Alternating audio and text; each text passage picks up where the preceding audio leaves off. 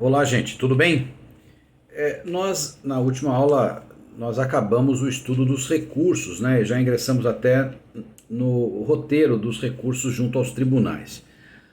Embora não seja especificamente recurso, há um tema muito importante na atual estrutura do Poder Judiciário brasileiro, que é a otimização dos julgamentos através da criação de mecanismos de formação de precedentes vinculantes. E vocês sabem que os precedentes vinculantes são fundamentais para que a gente possa ter como resultado disso uma justiça mais eficiente, mais célere.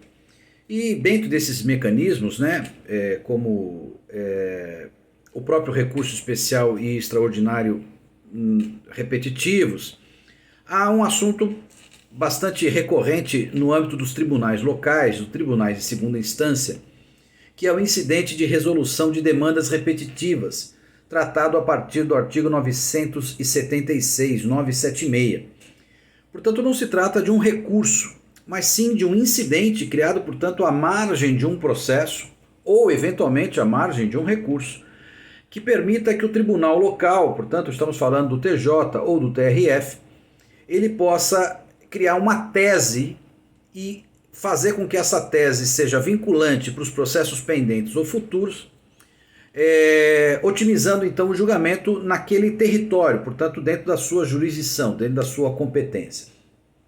Portanto, o que se tem é um novo incidente criado, denominado de incidente de resolução de demandas repetitivas, instaurado então no âmbito dos dois tribunais locais, pelos quais, se percebendo a existência de uma tese ou de uma discussão jurídica que está se repetindo, portanto, num grau de quantidade exagerado, e há um risco de decisões conflitantes, causando, portanto, algum tipo de insegurança jurídica, o artigo 976, portanto, permite a instauração desse incidente. O 976 especificamente faz referência a dois requisitos fundamentais no inciso 1, a efetiva repetição de processos que contenham controvérsia sobre a mesma questão unicamente de direito, ou seja, a discussão há que se ater a um fundamento jurídico, portanto, a aplicação ou interpretação de um determinado texto de lei ou de uma determinada solução jurídica.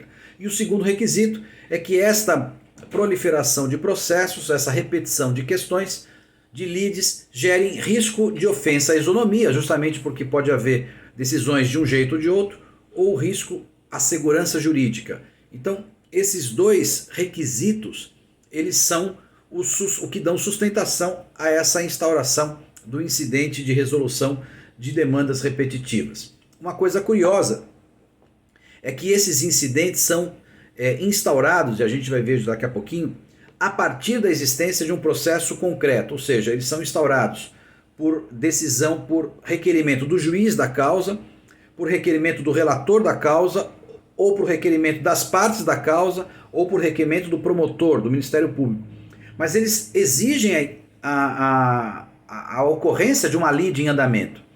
E o curioso é no parágrafo 1º, que mesmo que eventualmente o processo ou o recurso venha a sofrer desistência, portanto extinção, a lide jurídica, a questão jurídica continuará a ser julgada como tese jurídica e não mais como solução de um caso concreto. Então, isso é uma questão importante. Outra questão importante nesse artigo 976 é o parágrafo 4º, que diz que não é possível a instauração desse incidente no âmbito do Tribunal de Justiça ou do TRF, quando um dos tribunais superiores, no nosso caso STJ ou STF, já tiver feito a afetação para causas repetitivas. Ou seja, se o STJ já tiver criado um RESP repetitivo para aquela tese, ou o STF já tiver criado um RE repetitivo para aquela tese, não é possível ao TJ ou ao TRF instaurar esse incidente de recursos de demandas repetitivas, justamente porque será inoperante, já que o grau superior já está tomando essa providência. No 977, faz-se referência a quem pode pedir a instauração desse incidente junto ao tribunal, que é o próprio juiz da causa ou o relator do recurso, de ofício mesmo, as partes através de requerimento instaurando-se por petição esse pedido, o Ministério Público ou a Defensoria Pública, sempre por petição. Então, é múltipla a possibilidade de instauração desse procedimento. Então, pelo próprio juiz, pelo relator, pelas partes, pelo MP, pela Defensoria Pública. Outra questão importante é que o julgamento desse incidente será feito por aquele órgão que o próprio regimento interno determinar. Então, o órgão especial, por exemplo, por determinação do regimento interno, é que julgará esse incidente de resolução de demandas repetitivas, se for assim que o regimento determinar. No 978, parágrafo único, diz que o órgão colegiado, esse que o regimento interno determinar, ele deve fixar a tese. Então ele vai fixar uma tese jurídica como se fosse uma ementa, uma súmula, e a partir desta fixação de tese, o próprio processo ou o próprio recurso em que foi instaurado o incidente vai ser julgado. Ou seja, o órgão fará duas coisas: o julgamento do processo concreto, daquele recurso concretamente, e também a fixação de tese. Essa é a rotina que se dará no julgamento. Portanto, o tribunal passa, além de julgar o caso concreto, ele passa também a formar uma tese jurídica para além do caso concreto, atingindo todos os casos pendentes e futuros imediatamente, tá bom? O 979 determina que a instauração e o julgamento do incidente serão sucedidos da mais ampla e específica divulgação e publicidade. Ou seja, é preciso que todos os atores do Poder Judiciário tomem conhecimento de que um determinado incidente de resolução de demandas repetitivas está instaurado, justamente para que ele possa municiar o tribunal com a maior quantidade de informações. Portanto, nós poderemos ter pessoas que vão então ingressar como interessados nesta lide, portanto requerendo a sua intromissão nesse procedimento, apresentando então a sua legitimação para tanto, para poder também servir como alguém que vai instruir o tribunal. Inclusive com registro no Conselho Nacional de Justiça, essas teses são todas replicadas no Conselho, publicadas no Conselho Nacional de Justiça, para que a gente forme um banco de dados de todas as teses que estão sendo demandadas em grau repetitivo. Os tribunais mesmo manterão um banco de dados. O TJ tem um link lá de demandas repetitivas para que a gente possa acessar e verificar quais que já foram resolvidas e quais aquelas que ainda estão sendo objeto de julgamento.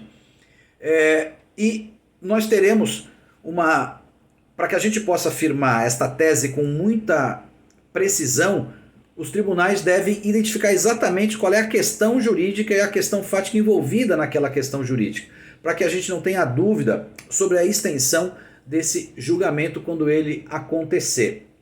No 980 tem-se um prazo. 1 ano é o prazo previsto para que esse incidente seja resolvido. A partir do momento em que esse incidente é aceito, a gente suspende todos os processos que estão em andamento. Passado esse ano sem resolução, os processos voltam a ter curso, os recursos voltam a andar, porque a gente não pode ficar eternamente dependendo de um processo. A não ser que o relator do incidente, ele, por despacho fundamentado, determine a nova suspensão. Então ele vai ter que dizer por que ele está determinando nova suspensão, justificando aquele eventual atraso. O 981, quando se apresentar esse pedido de instauração de incidente de demandas repetitivas, eles vão fazer o juízo. O órgão colegiado a quem se atribui essa responsabilidade fará o juízo de admissibilidade, considerando ou não a presença daqueles pressupostos que a gente viu, né? A multiplicidade de processo ou recurso e o eventual risco à segurança jurídica e à isonomia. Se o recurso for admitido, o incidente, for admitido, portanto, instaurar-se-á o incidente, o relator imediatamente suspenderá todos os processos pendentes, individuais ou coletivos, que tramitam na região, na sua competência. Ele poderá requisitar informações aos órgãos judiciários envolvidos, portanto a juízes e eventuais câmaras ou sessões do próprio tribunal, vai mandar intimar o Ministério Público para apresentar o seu parecer, e a suspensão será por ofício comunicada a todos os juízes, que então nas suas varas determinarão a suspensão em cumprimento a esta determinação do relator. Se eventualmente algum pedido de urgência tiver que ser feito, pode ser feito no momento de suspensão, ao próprio juízo onde tramita o processo. Outra coisa importante é o parágrafo 3º do 982, dizendo o seguinte: visando a garantia da segurança jurídica, qualquer legitimado, portanto aqueles que nós já vimos, parte, tá, poderá requerer ao tribunal competente para conhecer de recurso extraordinário ou especial, para conhecer do recurso a suspensão de todos os processos individuais ou coletivos em curso no território nacional que versem sobre a questão objeto do incidente. Ou seja, a gente pode avançar um pouquinho mais, instaurando-se o incidente em São Paulo, por exemplo. Qualquer uma dessas pessoas que poderia ter requerido a instauração do incidente em São Paulo pode ir ao STJ ou ao STF pedindo que eles expandam a suspensão para todo o território nacional. Ou seja, eles lá não estão ainda julgando a tese.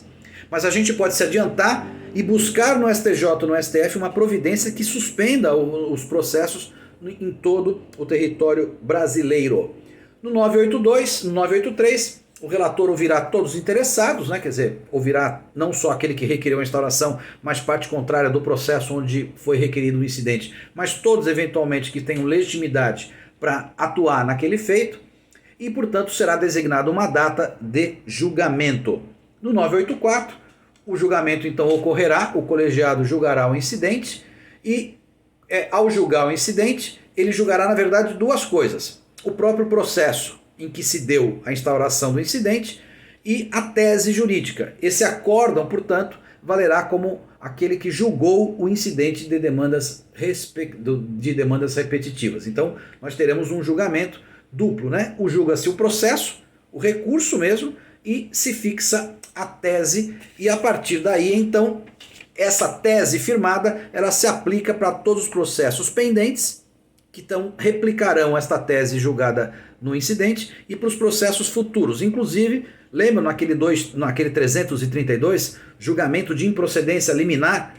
Com base nessa tese, é possível que um juiz de primeiro grau julgue improcedente liminarmente o pedido, baseado, portanto, nesse incidente. Essas teses podem ser revistas pelas mesmas pessoas que podem requerer a instauração do incidente, elas também podem requerer a revisão do incidente, tá bom? E do julgamento de mérito, portanto, quando for julgado o incidente, caberá recurso especial ou extraordinário, dependendo, óbvio, se a questão for constitucional ou infraconstitucional. Esse recurso, ao contrário da regra, tem efeito suspensivo, portanto, contra este acórdão vai se interpor RESP ou RE e terá efeito suspensivo, e ao apreciar este recurso especial extraordinário, o Supremo ou o STJ, então, formatarão uma tese agora de abrangência nacional. Portanto, aquilo que era regional, que era local, se transforma com o julgamento do recurso contra o acórdão do incidente, ele passa a ser agora uma tese de âmbito nacional. Tá bom? Um abraço!